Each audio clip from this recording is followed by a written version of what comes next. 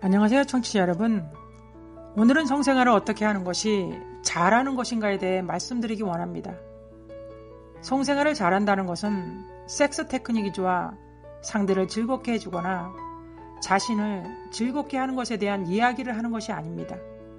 상대를 즐겁게 하거나 나 자신에게 즐거움이 있다고 성생활을 잘하는 것이라 할 수 없습니다. 성생활을 잘하기 위해서는 먼저 건강하고 건전한 생각을 가진 사람이 되어야 할 것입니다.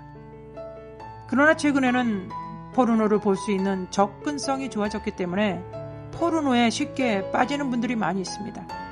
대부분 포르노 중독에 빠지면 건강하고 건전한 성생활을 할 수 없게 됩니다.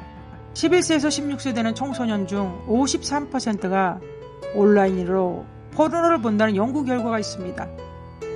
포르노를 보는 시간이 길어지면 길어질수록 점점 폭력적인 걸 찾게 된다고 합니다. 이미 이러한 음란물에 중독되어 자포자기 상태에 있는 분들이 정말 많이 있습니다. 10대, 20대, 아니 70대, 80대가 되신 분들도 마찬가지입니다. 오늘 미국에서의 포르노 시장은 이미 100억 달러, 10조 원 이상 가는 규모의 산업이 되었습니다. 온통 음란한 영상들로 사회가 포르노에 점령당하고 있습니다. 음란한 영상들을 보면서 아이들과 청년, 성인들의 양심과 영혼이 병들어갑니다. 남성의 발기부전의 원인 중 30%가 포르노와 연관이 있다는 영국 교육기관의 분석도 있습니다. 어릴 때부터 이러한 음란물에 많이 노출되면 될수록 음란한 생각을 더 많이 하게 된다고 합니다. 음란한 생각을 더 많이 하게 되면 될수록 음란한 행위에 더 쉽게 빠질 수 있는 것입니다. 우리가 유익하지 못한 영상들을 보고 그 많은 영상들이 내 안에 점점 깊이 각인되고 점점 깊이 뿌리내리게 되면 그 다음에는 내 자신과 타인에게 유익을 주지 못하는 선택을 하는 것이 더 수월해질 것입니다. 엠번방 사건이 그러한 것을 잘 보여주고 있습니다. 이런 음란한 세상 속에서 우리 그리스도인들은 어떻게 살아야겠습니까? 점점 힘이 빠지고 쇠약해지고 결국 썩어 문드러져 흙으로 돌아갈 육신의 일만을 도모하지 말아야 합니다. 그리고 영원한 하나님 나라의 도래를 소망하며 살아갈 때 왜곡된 소비주의 성생활에 빠지지 않을 수 있게 될 것입니다. 그러나 만약 유혹에 못 이겨 우리가 음란한 영상을 보았거나 육신의 정욕을 이기지 못하여 행음하였거나 간음하였다면 눈을 뽑아야 하겠습니까? 아니면 손발이나 자신의 신체의 일부를 잘라내야 하겠습니까? 그럴 수는 없을 것입니다. 물론 3세기 아프리카 알렉산드리아에 살았던 오리게나스라는 학자는 초기 기독교에 영향을 많이 끼쳤던 분입니다. 철저한 금욕을 하면서 자신의 성기까지 절단했습니다. 그러나 예수님은 우리가 연약하여 성적인 죄를 짓는다 하여도 이러한 일 하는 것을 원치 않으실 것입니다. 존 스토트 목사님은 우리가 반복해서 짓는 죄에 대해 이런 제안을 하셨습니다. 눈을 통해 유혹을 받게 되어 죄를 짓게 하거든 너의 눈을 뽑아버리라. 곧 보지 말라는 말이다. 실제로 눈을 뽑아 던져버려서 죄 짓게 유혹하는 것들을 이제는 더 이상 볼 수 없는 사람이 된 것처럼 행동하라. 너의 손이 하는 일이나 너의 발이 가는 곳으로 인해 유혹에 빠져 죄짓게 하거든 너의 손이나 발을 잘라버리라. 곧 그 짓을 하지 말라. 그곳에 가지 말라는 말이다. 실제로 손과 발을 잘라내던져 이제는 불구가 되어 그 짓들을 할 수 없는 사람처럼 죄짓게 하는 곳을 다시는 찾아갈 수 없는 사람처럼 행동하라. 이것이 자기를 쳐 죽이는 일이다 권면해주고 있습니다. 기혼자라면 평생 함께 하겠노라 약속한 배우자를 배신하지 않는 사람이 성생활을 잘하는 사람입니다. 그런데 오늘날 문제는 음란하게 살아가는 것을 마치 문화나 하나의 스포츠처럼 생각하고 부부가 서로를 위해 장기간 헌신해야 하는 것을 너무 가볍게 여기는 세상이 된 것 같습니다. 몇 개월 전 쿠마르라는 인도 남자가 아내 불륜남을 살해한 사건이 뉴스에 보도되었습니다.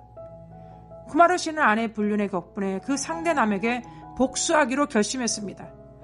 그리고 아내의 침대 아래 몰래 들어가 숨죽이고 6시간을 기다렸다가 상대방 남자를 살해했던 것입니다. 구마르 씨의 아내가 왜 불륜남을 받아들이게 되었겠습니까? 처음엔 불륜남이 사랑을 고백했습니다. 그러나 그 사랑을 거절했지만 계속되는 사랑 고백과 자신을 받아주지 않으면 죽어버리겠다고 애원하고 협박하자 그 사랑을 받아들였던 것입니다. 결국 쿠마르는 자기 아내의 불륜 사실을 알았고 몰래 숨어있다 잠자던 불륜남을 살해했던 것입니다. 이처럼 음란과 간음은 배우자와의 연대감과 우정을 파괴합니다. 한 가정을 불행에 빠뜨리고 생명까지 앗아가는 경우가 있습니다. 그래서 우리는 자신의 성적인 욕구만을 채우려는데 관심을 가질 것이 아니라 하나님의 뜻을 따르는 데 더 관심을 가져야 합니다. 이러한 삶을 살아가는 사람들은 지혜로운 삶을 살게 될 것이며 자신도 남도 해치는 일을 하지 않을 것입니다.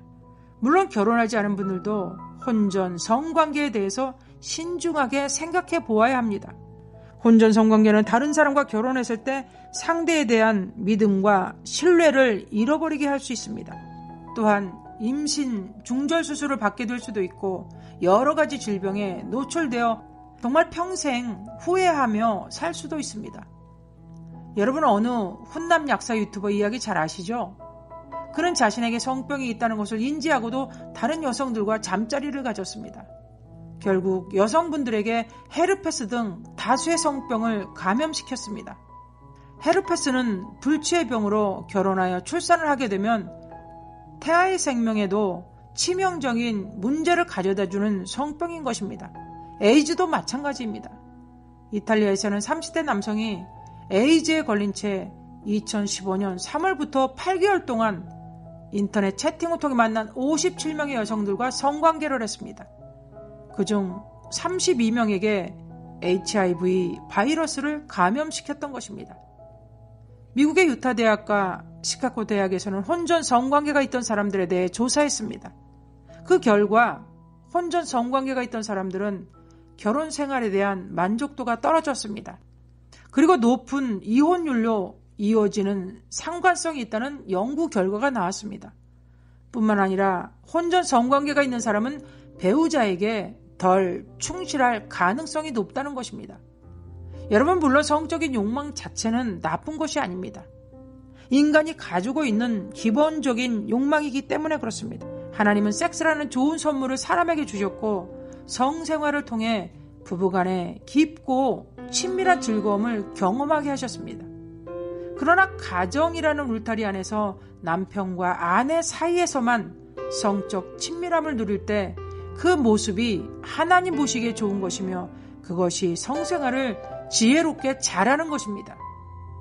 여러분 모두 결혼의 테두리 안에서만 한 몸이 되어 배우자와 즐거움과 친밀감을 누리시며 성생활을 정말 잘하시는 청취자 여러분 모두가 되시기를 간절히 소망해 봅니다.